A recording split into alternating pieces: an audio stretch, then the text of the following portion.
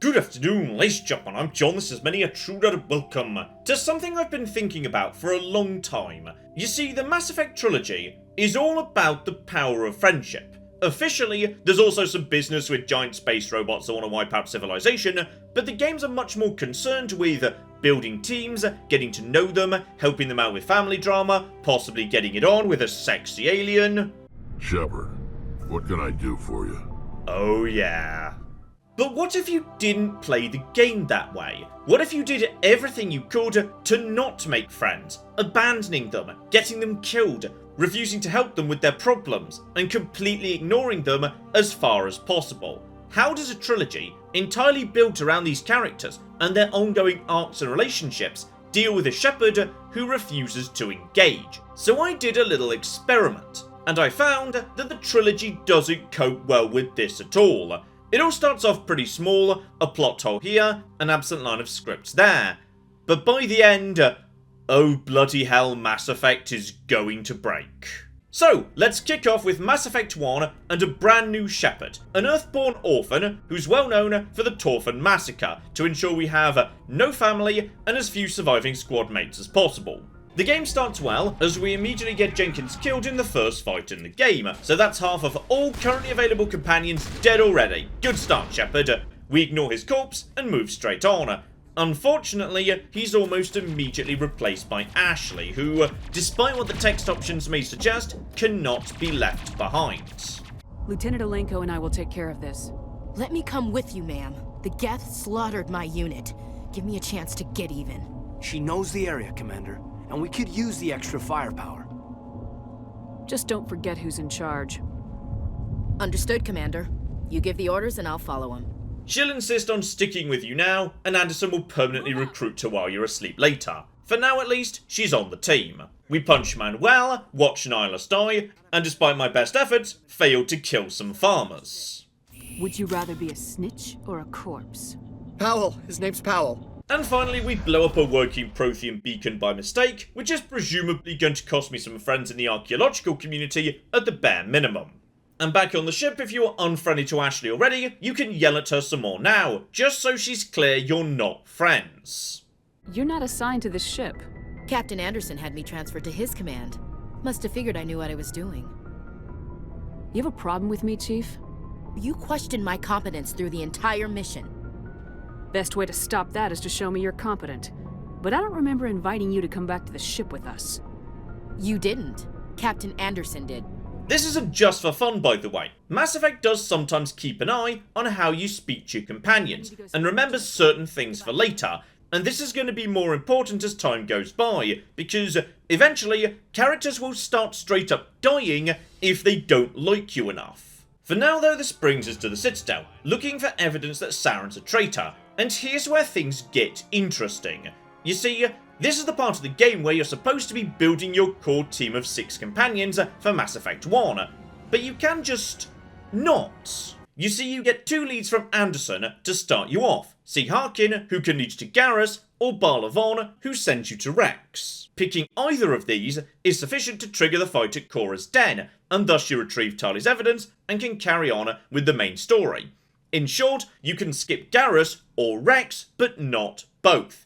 And for this run, we'll be skipping Garrus, as Rex has more ways of being dealt with later on. So, grab Rex, assault Cora's Den. Rex's presence meaning that Fist dies. He wasn't a friend, but killing people where possible is a good way to make sure we don't end up making friends by mistake. We also pick up some valuable data, but we won't be handing that over to Emily Wong either. Instead, we're going to screw over every potential friend in the entire trilogy, companion or NPC. It's the safest way. As for Tali, you can try and leave her behind, however, Udina has something to say about that. I think this is more than you can handle.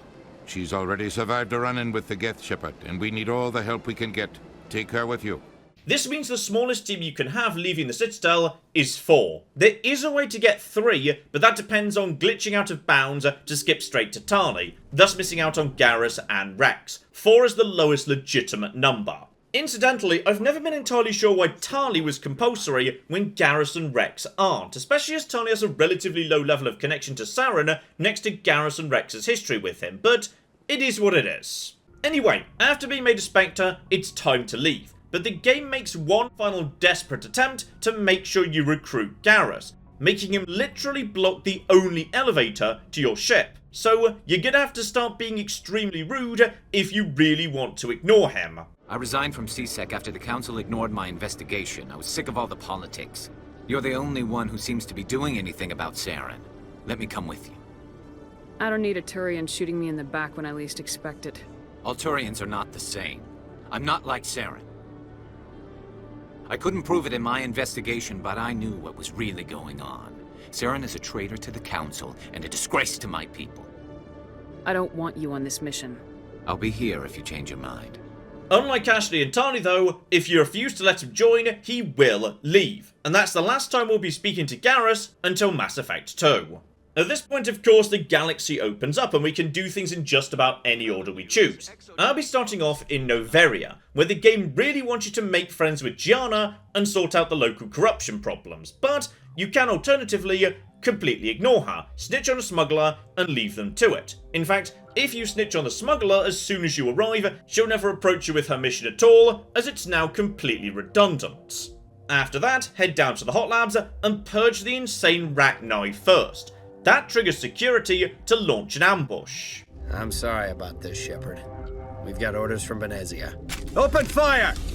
And as far as I'm concerned, that gives me an excellent excuse to murder everybody in the facility, including Venezia and the Rachni Queen. You may well note that at this point, we don't have Liara yet, so we'll need to catch her up on her mother's death later. Speaking of which, the game gets increasingly aggressive about trying to get you to prioritize Liara if you don't go and retrieve her immediately.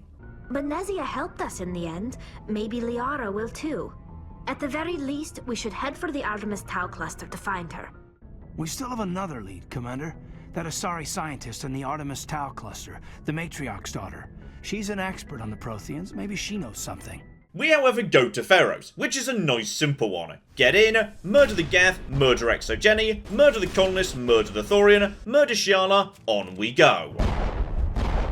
And with 2 main missions complete, that opens up Virmire. And here's where I started making some really interesting discoveries. Because you see, one of the biggest moments in Mass Effect 1 is the standoff between Shepard and Rex. Saren's developed a cure to the Krogan genophage, and Rex, being a Krogan, suddenly feels like he might not necessarily be on the right side, leading to an armed standoff. Persuading him to stand down, avoiding his death at this moment, is actually quite tricky. You need to have spent some time getting to know him, doing personal missions for him, investing heavily in Charm or Renegade. And yet, despite the fact we haven't spoken to Rex, we haven't got Rex's armor, and we've got no interest in being polite to Rex, Rex can't die. And the way it shakes out is downright bizarre. This isn't right, Shepard.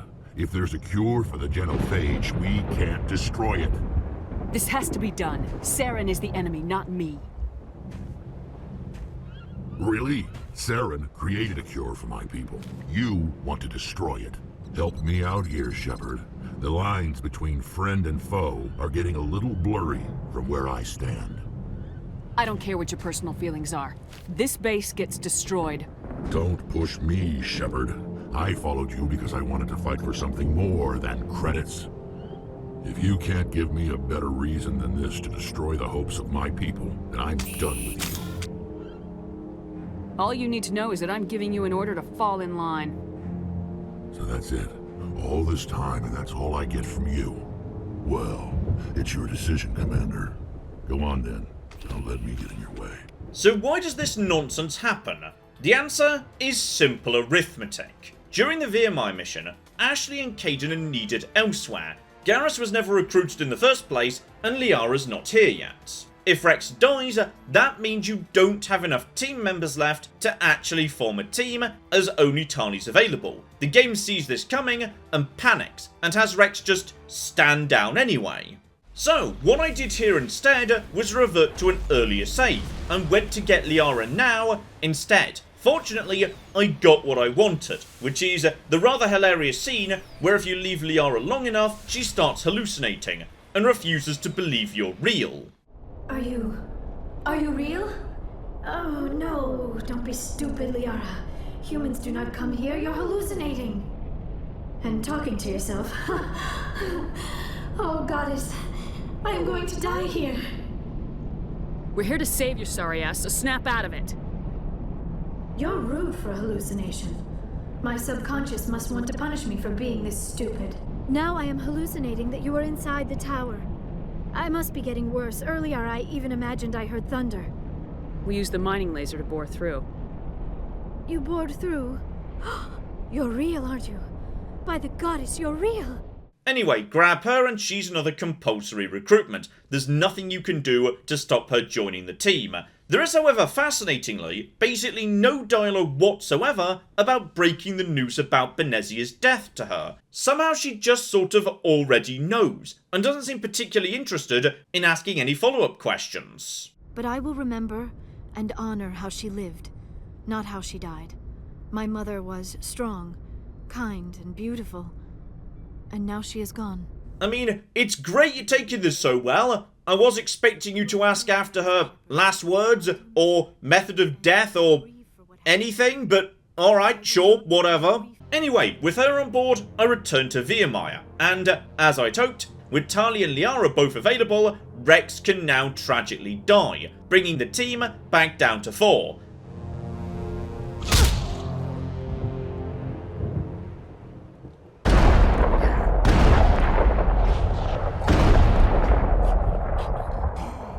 Commander, are you all right? I'm feeling a hell of a lot better than he is. Yeah, I guess so. What happened? He just proved to us why this place needs to be completely destroyed. Damn, I knew he was angry. I just didn't think he'd lose his life over it. Better him than the commander. This monstrous act also leads to some truly horrifying dialogue, given we all know how wonderful Rex actually is.